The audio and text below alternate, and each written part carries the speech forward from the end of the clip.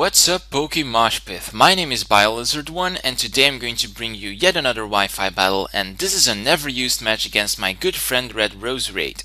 I'm going to start off with my Butterfree and he's going to start off with a Hitmonchan. At first I didn't know what to expect from this Hitmonchan because I thought it'd be Scarfed.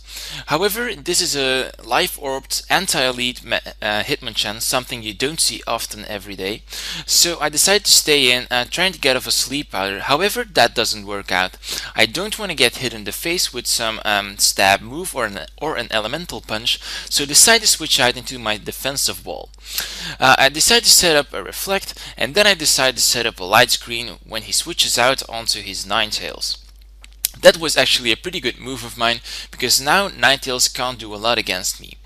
Obviously, I'm going to try to switch out here and try to set up with my Regigigas because he doesn't get his ability due to the slow start. But after 5 turns have passed, I'm going to get my normal attack and my normal speed, and then I'm ready to sweep. So he decides to switch out into Hitmonchan because he wants to try and hit me with a fake out. I predict that and go back into my Chimecho because I know that my Reflect and my Light Screen are going to wear off soon. And actually Reflect wears off this turn. So I'm going to go for a Wish because I don't want to go for the obvious Reflect this turn, and he decides to go for a Pursuit. Actually, I really didn't see this Pursuit coming, and this is really a great novelty set of RedRoserade. So basically the only thing I can do now is try to finish him off with a Psychic, because if I switch out then I'll be one hit KO'd with the Pursuit.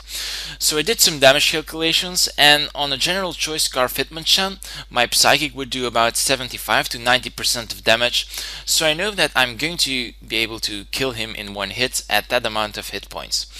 And afterwards I get my HP back due to the Wish, so that was a great play on my part.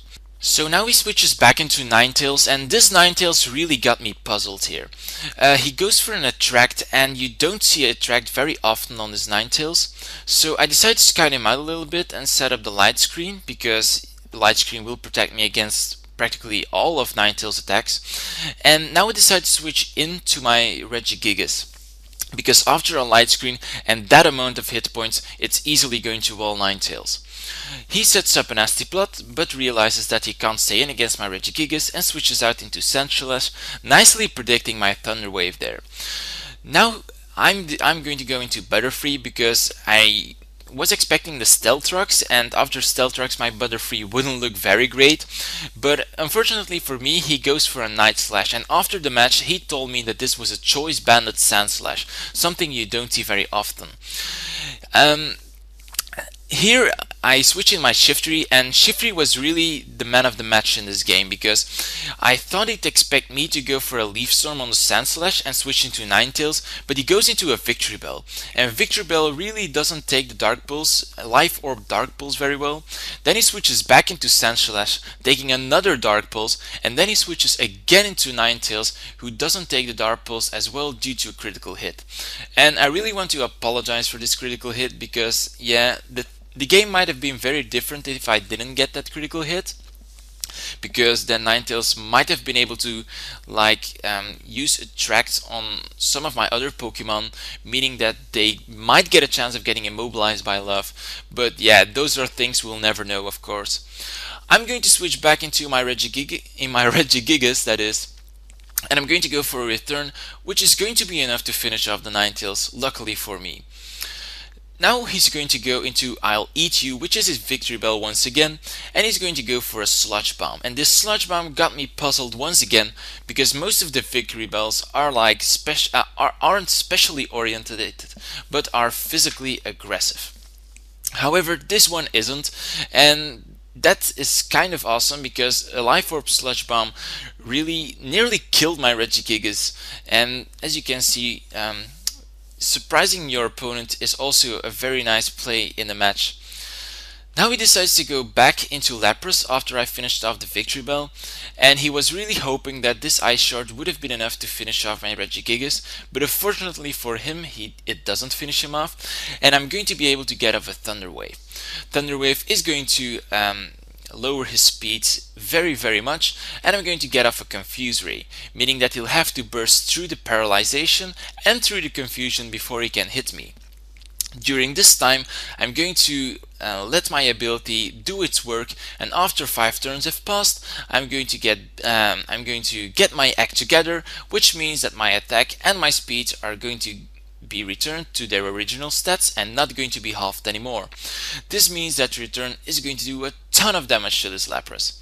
So, and since it is paralyzed, I'm going to be able to like 2-hit KO it with a second return, which is very good for me. And once Regigigas got his ability nullified, it can really be a huge threat to many teams.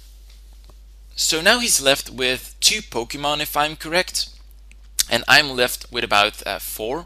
He's going to go in You Can't See Me, and this is a late game sweeper which I haven't seen yet, and I was expecting maybe a Shadow Ball, because he might have expected me to only have return and and expect me to switch out. However, he has Hidden Power Fighting, and Hidden Power Fighting is going to one-hit KO my Regigigas.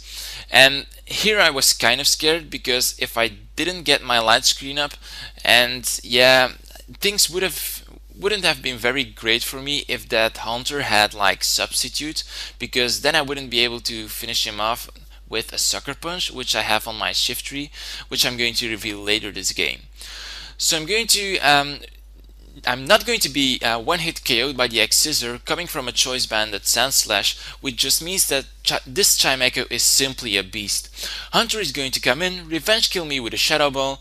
However, now I'm going to switch in my Shiftry and finish him off with a Sucker Punch, which is Stab, and after Life Orb it's definitely going to finish him off. So I was really lucky that that this Hunter wasn't like the usual Hunter you see with Substitute and Destiny Bond, because hiding behind the Substitute would have really damaged my team.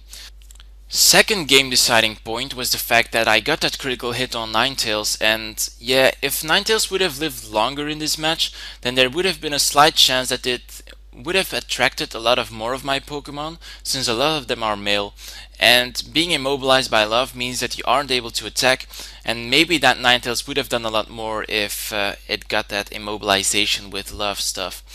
So that was pretty much a game. I hope you guys enjoyed this battle. If you enjoyed it, you can always visit my channel, which has tons of more of this kind of material.